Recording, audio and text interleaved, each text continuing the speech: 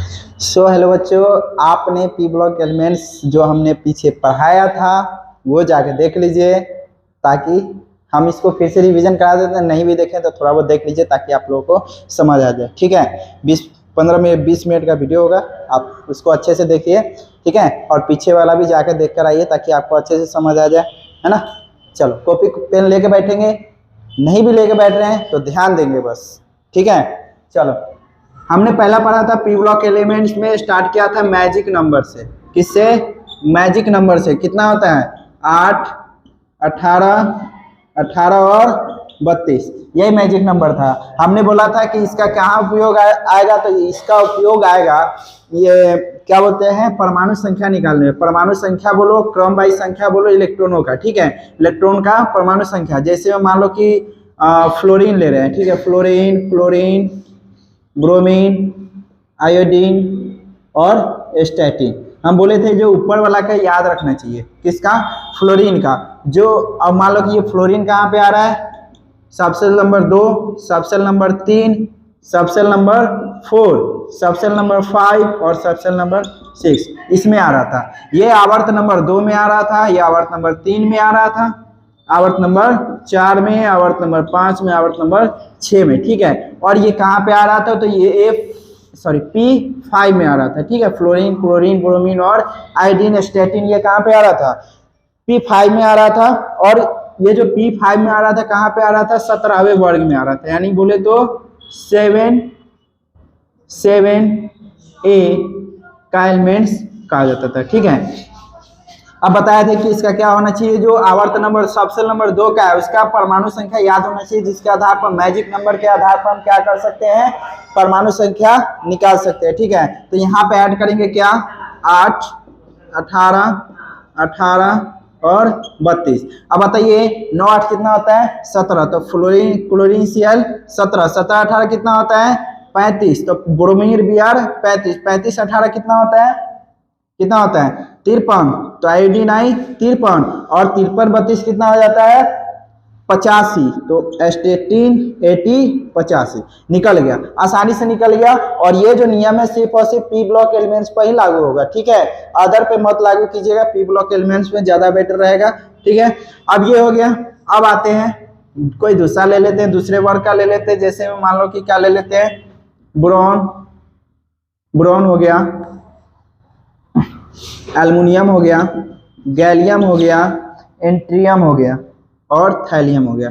Indium और thallium, यानी बैगन, आलू, गाजर इन थैला। ठीक है, तो यहाँ पे हम बोरॉन कितना लिखते हैं, बोरॉन भी 5। और एल्युमिनियम का मान लो कि यहाँ पे हम ऐड कर रहे हैं क्या, मैजिक नंबर।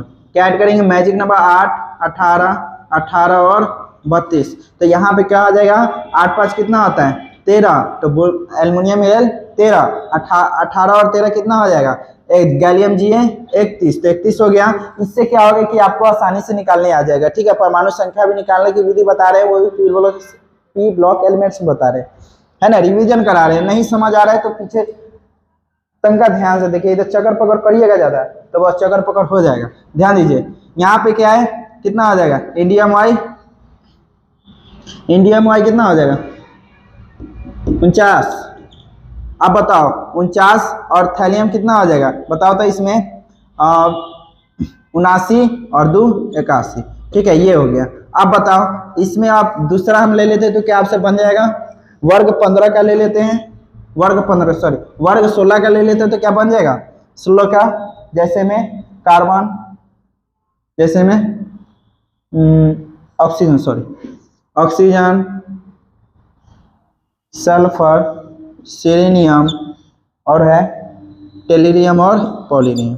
टेलिनियम और पॉलिनियम। ऑक्सीजन का 8 होता है, आप इस पे ऐड करेंगे मैजिक नंबर, कितना होता है? 8, 18, 18 और 32, यही मैजिक नंबर था। हम ऐसे ही बताए थे कि इसमें क्या करेंगे, ऐड करेंगे तो सल्फर 16 हो जाएगा। 16, 18 कितना हो जाएगा? 16, 18 हो जाएगा 34, Ac 34 और 34, 18 कितना हो जाएगा? तो हो जाएगा आपका 52, टेलियम T52 और 52 कितना हो जाएगा? 84। ठीक है, तो ऐसे बताया था। ठीक है, अब इसके आधार पर आप परमाणु संख्या किसी को भी याद रख सकते हैं, बस इसका याद रखना पड़ेगा।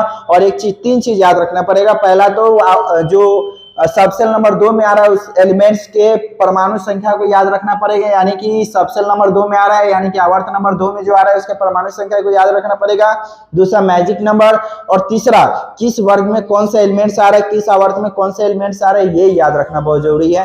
ठीक है, तब याद कर लीजिएगा आप लोग, है ना। चलो अब इसको मिटाते हैं, थोड़ा रफ करते हैं। चलो इसके सामान्य इलेक्ट्रॉनिक विन्यास को देखते हैं। क्या देखते हैं? सामान्य इलेक्ट्रॉनिक विन्यास।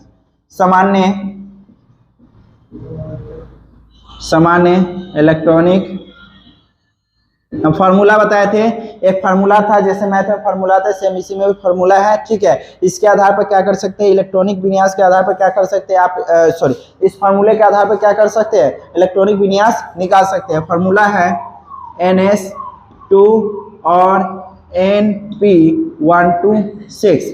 अब बताओ यहाँ पे देखो, हमने बताया था क्या कि मान लो ऑक्सीजन कहाँ पे आ रहा है, ऑक्सीजन कहाँ पे आ रहा है बताइए। तो ऑक्सीजन आ रहा है आवर्त नंबर सबसेल नंबर 2 में, आवर्त नंबर 2 में। ठीक है, सबसेल नंबर 2 में, आवर्त नंबर 2 में, और कहाँ पे आ रहा है, तो P4 में आ रहा है ना, P4 में आ रहा है। ठीक है, तो P4 में आ रहा है, तो हमने बताया था कि P के जगह पे क्या बैठेंगे 4, और N के जगह पे क्या बैठेंगे 2, तो क्या हो जाएगा NS2, और क्या बताए थे NP4। अब बताओ, हमने एक चीज और बताया था कि ये स्टेबल नहीं है। अब स्टेबल नहीं है, अस्थायी है। ठीक है, तो या तो इसमें पूरी तरह से भरा रहे इलेक्ट्रॉन, तब क्या होगा, सही होगा, है ना। या तो चार नहीं रहे, चार यदि आ जाएगा तो क्या होगा, एक इलेक्ट्रॉन कहां से चला जाएगा, बगल वाले कक्ष से, जो कि एस ब्लॉक आता है। एस ब्लॉक से एलिमेंट्स कहां पे चले जाएंगे, इलेक्ट्रॉन एस ब्लॉक एलिमेंट्स से एक इलेक्ट्रॉन कहां पे चले जाएंगे, पी ब्लॉक एलिमेंट्स। ठीक है, पी ब्लॉक में चले जाएंगे, तो क्या आ जाएगा, हम किसका निकालना है, ऑक्सीजन का। तो यहाँ पे रखेंगे ऑक्सीजन का निकालना है, तो यहाँ पे 2s2 और क्या आ जाएगा 2p4, इसको मिटा देते हैं ना। चल, तो यहाँ पे 2s2 2p4 है, तो ये रॉन्ग है, इसको गलत कहेंगे, ये गलत है ही है। ठीक है, तो 2s1 और 2p4, इस पर से एक इलेक्ट्रॉन इस पर चला गया। ठीक है, तो ये क्या है, ये स्टेबल है ना। अगर इससे ब्लॉक की बात की जाए तो क्या है, एक इलेक्ट्रॉन इसमें भरा है, और सॉरी इसमें 5 न होगा जी, एक इलेक्ट्रॉन आ गया है 5। इसमें क्या है, इसमें P में कितना ब्लॉक होता है, P में होता है ब्लॉक आपका 3 होता है। ठीक है, 1 2 3, इसमें 1 2 3 4 5 इलेक्ट्रॉन भरे हुए हैं। कितना भरे हुए हैं, 5 इलेक्ट्रॉन। तो अयुग्मित इलेक्ट्रॉनों की संख्या कितनी हो जाएगी, 2, 1 और 2। युग्म मतलब होता है जोड़ा, युग्म मतलब जोड़ा में। ठीक है, युग्म मतलब क्या आता है, जोड़ा। अयुग्मित मतलब जोड़ा में नहीं है, जोड़ा में नहीं है। ठीक है, ये होता है अयुग्मित मतलब। ठीक है, जोड़ा में नहीं है। तो अयुग्मित इलेक्ट्रॉनों की संख्या कितना हो जाएगा, अयुग्मित इलेक्ट्रॉनों की संख्या को n से दर्शाते हैं, तो n बराबर कितना हो जाएगा 2। अब बताओ, एक चीज होता है, जब अयुग्मित इलेक्ट्रॉनों की संख्या होती है तो उसमें क्या आता है, अब बताइए, जहां पे जगह खाली रहेगा वहां पे क्या कर सकते हैं, इलेक्ट्रॉन भर सकते हैं। और किसी भी पदार्थ में इलेक्ट्रॉन स्थानांतरित होता है, ना कि प्रोटॉन स्थानांतरित होता है। ठीक है, इलेक्ट्रॉन स्थानांतरित होता है, तो यहाँ पे इलेक्ट्रॉन भरने की क्षमता है, यहाँ पे जगह है, तो ये क्या हो जाएगा, प्रतिचुंबकीय होगा या अनुचुंबकीय होगा।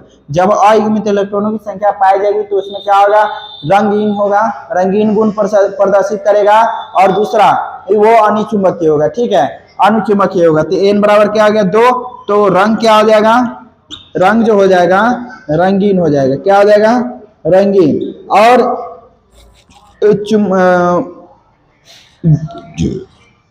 आकर्षण गुण कैसा हो जाएगा, आकर्षण गुण, जो आकर्षण हो जाएगा, आकर्षण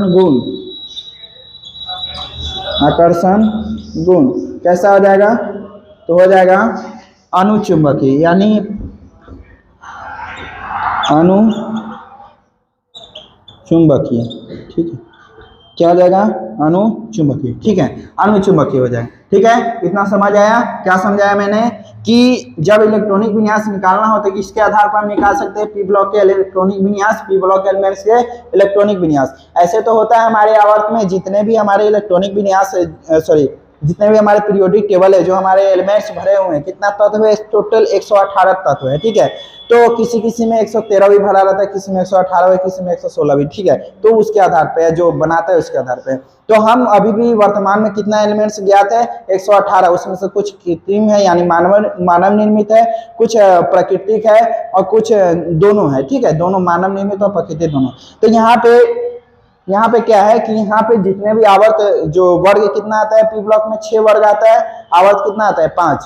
वहाँ आवर्त 2 से लेके आवर्त 6 तक हम लेते हैं, 7 नहीं लेते क्योंकि वो कृत्रिम है, मानव द्वारा बनाया गया, उसमें से अदृश्य किरणें अल्फा बीटा का गामा किरणें निकलती रहती है, ठीक है।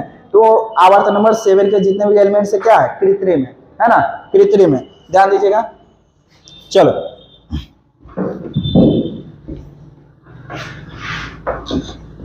अब हम बात करते हैं थोड़ा सा और भी, और इसी में चर्चा कर लेते हैं ताकि और थोड़ा विषय में फिर से रिवीजन कर लेते हैं, इसको विषय में जानकारी मिल जाए, है ना।